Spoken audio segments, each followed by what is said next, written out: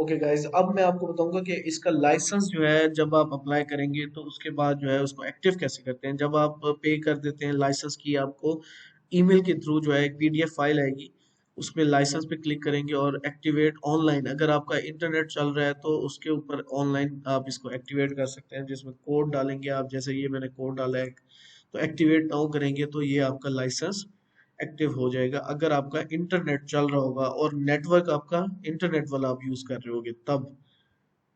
ये देखें जी, लाइसेंस जो है वो अपग्रेड हो चुका हुआ है, और जो information has been generated restart होगा। ये जो है इस तरह की आपको लाइसेंस की जो है ना फाइल आएगी, जो आपको लाइसेंस प्रोवाइड किया जाएगा। दोबारा लॉग इन करते हैं, लाइसेंस के बाद ये रिबूट हुआ है, देखिए जी। अब जो है ये हमारे पास दो मॉड्यूल, तीन मॉड्यूल और आगे। एक्सेस मैनेजमेंट मैंने इसमें ऐड कराया है, इंटेलिजेंट एनालिसिस किया है, और व्हीकल एंट्रेंस। ठीक है, इसकी पेमेंट है। और अगर जो है आप पेड वाला एक लाइसेंस भी लेंगे तो ये और ये वाला मॉड्यूल जो है ओपन हो जाएगा।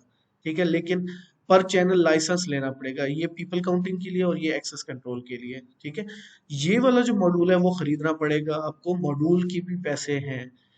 अभी मैंने जो है कितना लाइसेंस एक्टिव किया है देख लेते हैं, उस लाइसेंस की डिटेल।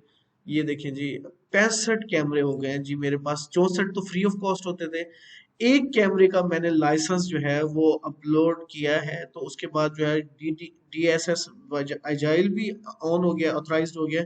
और एंट्रेंस एंड एग्जिट भी मैंने परचेज यानी लाइसेंस में डाला था तो ऑथराइज हो गया है। ठीक है, ये जो है लाइसेंसिंग है वो हमेशा लाइफ टाइम होती है। ठीक हो गया। अच्छा, यहाँ पर एक ऑप्शन दे रहा है switch to free version again, तो वो भी आप कर सकते हैं। ठीक है, थैंक यू।